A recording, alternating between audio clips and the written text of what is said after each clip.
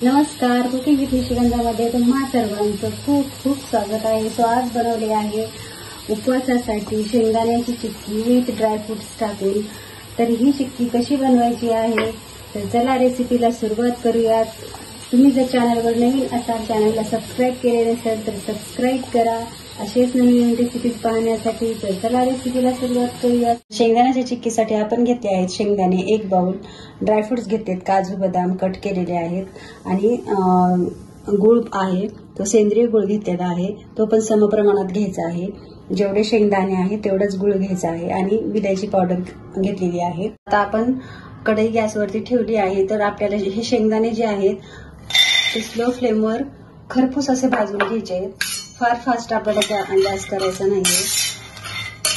तर आपण हे शेंगदाणे भाजून घेऊया. तर आपले शेंगदाणे हे आता भाजत आलेले आहेत.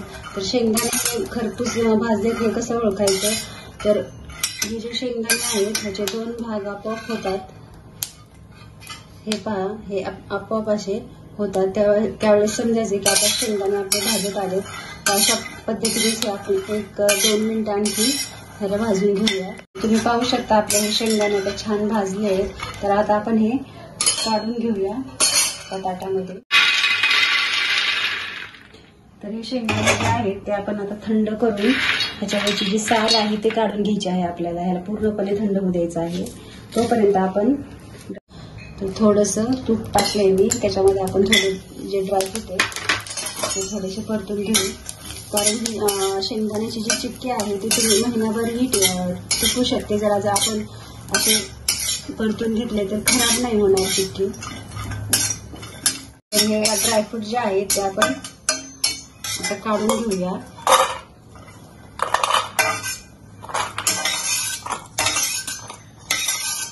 तर आपण हे चॉपिंग बोर्डला थोडंसं तूप लावून घेऊया. म्हणजे हे अगोदरच करून ठेवायचं, कारण पाक ही प्रोसिजर आहे ती फास्ट करायची आपल्याला.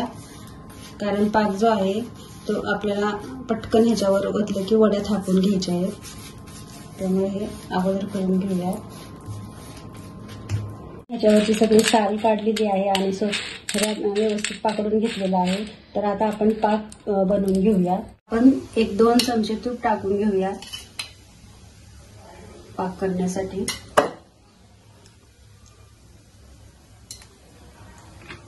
आणि हा गूळ टाकूया.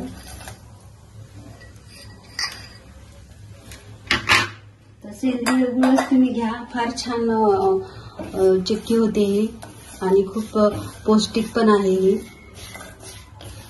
तर आता आपण ह्याच्यामध्ये 1 अर्धी वाटी पाणी टाकूया.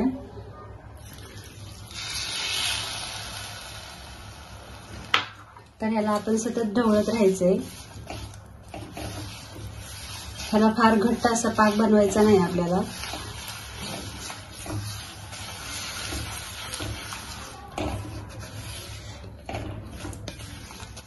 तर आपला गूळ जो आहे तो सर्व आता वितळला आहे. तर ह्याला असं सारखं ढवळत राहायचंय, खाली चिटकू नाही द्यायचं ह्याला पाकाला. तर आणखीन आपण ह्याला पाक आपला झाला नाही काय, आणखीन असे हे तार अशी सारखे पडते हे.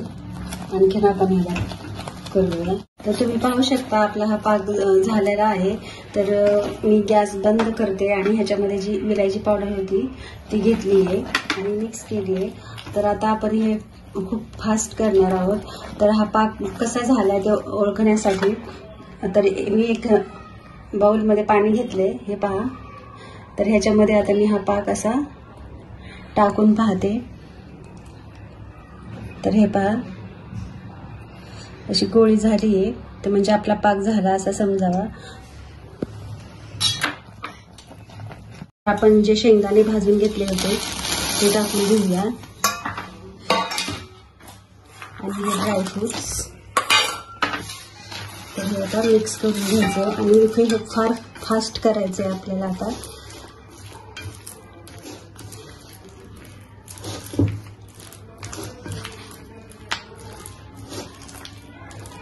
आता आपण जे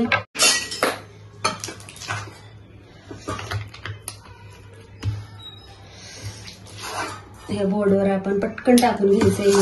फार लवकर घट्ट होतं हे, पटकन करायचंय. वेळ नाही लावायचा, नाही तर मग वड्यालाच पडत.